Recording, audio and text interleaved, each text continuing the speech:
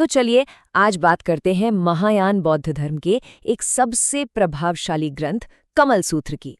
हम मिलकर ये जानने की कोशिश करेंगे कि आखिर इसका वो कौन सा क्रांतिकारी संदेश है जिसने सदियों से लोगों के मन पर इतनी गहरी छाप छोड़ी है। अच्छा, इसकी शुरुआत ना किसी सीधे साधे उपदेश से नहीं होती। कहानी शुरू होती है एक बहुत ही रहस्यमयी और कह सकते हैं एक अद्भुत घटना से, जिसने वहां मौजूद हर एक को पूरी तरह से हैरान कर दिया था।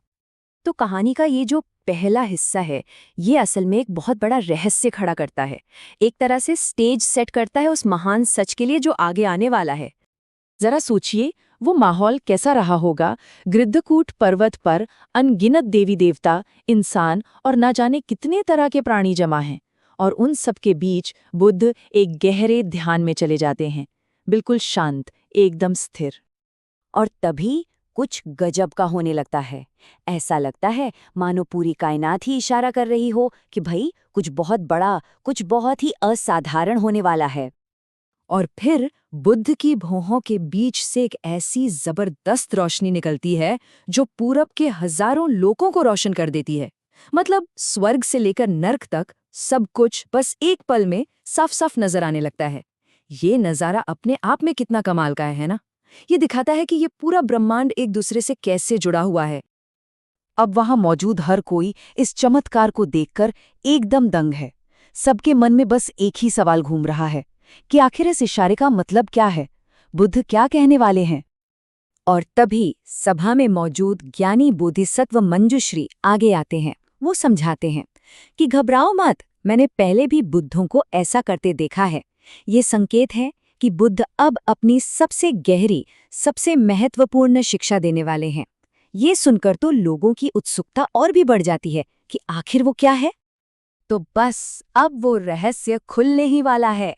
चलिए अब देखते हैं कि इस ब्रह्मांडीय संकेत के बाद बुद्ध कौन सा परम सत्य सबके सामने रखते हैं।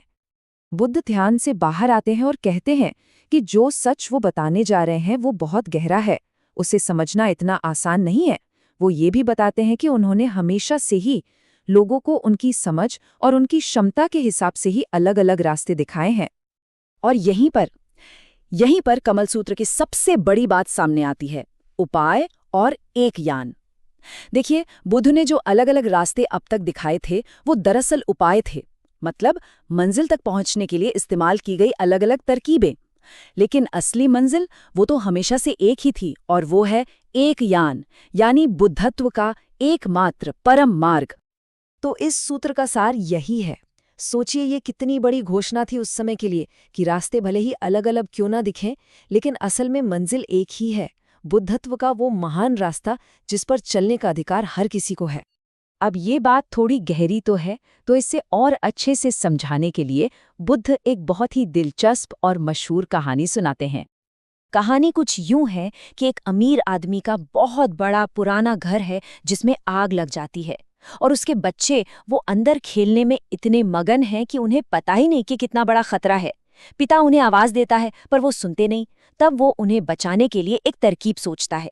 ये पूरी कहानी हमें दिखाती है कि एक पिता अपने बच्चों के लिए क्या कुछ नहीं कर सकता।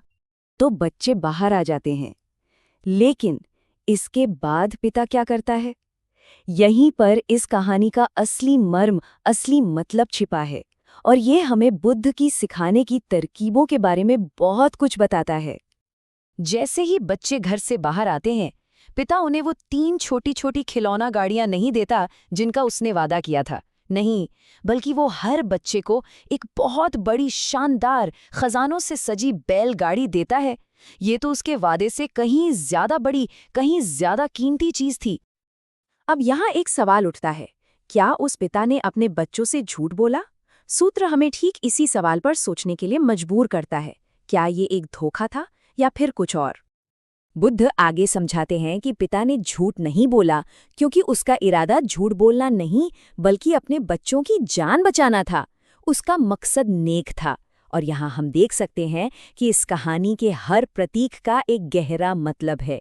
वो पिता खुद बुद्ध हैं, बच्चे हम सभी प्राणी हैं, और वो जलता हुआ घर, वो इस दुख भरे संसार का प्रतीक है। तो मतलब ये हुआ कि वो खिलौना गाड़ियां तो बस एक लालच थी, बच्चों को उस जलते हुए घर से बाहर निकालने का एक उपाय। असली इनाम, असली विरासत तो वो बड़ी बैलगाड़ी ही थी, जो प्रतीक है महायान का, यानी बुद्धत्व के उस परम मार्ग का। तो इस पूरी कहानी और इस महान रहस्योद्घाटन का निचोड़ क्या है? आखिर ये संदेश इतना शक्तिशाली क्यों माना जाता है? चलिए इसे समझते हैं। इसका सार बस एक चीज में है, एकता। एक ही रास्ता, एक ही मंजिल, और वो भी सभी के लिए। अब सोचिए उस समय के हिसाब से ये कितना बड़ा, कितना क्रांतिकारी विचार रहा होगा। कमल सूत्र का ये जो पूरा रहस्योद्घाटन है, ये गहरी करुणा और सबको साथ लेकर चलने की भावना से भरा हुआ है। ये इस बात की पुष्टि करता है कि हर प्राणी, चाहे वो कोई भी हो, बिना किसी भी अपवाद के अपने अंदर बुद्ध बनने की क्षमता रखता है। और आखिर में ये सूत्र हमें एक बहुत बड़े सवाल के साथ छोड़ जाता है, सोचने के लिए, कि अगर हम सब में, हर एक प्राणी में सर्वोच्च ज्ञान पाने की क्षमता मौजूद है, तो इसका हमारे खुद को और दूसरों को देखने के नज़रिए पर क्या असर पड़ना चाहिए।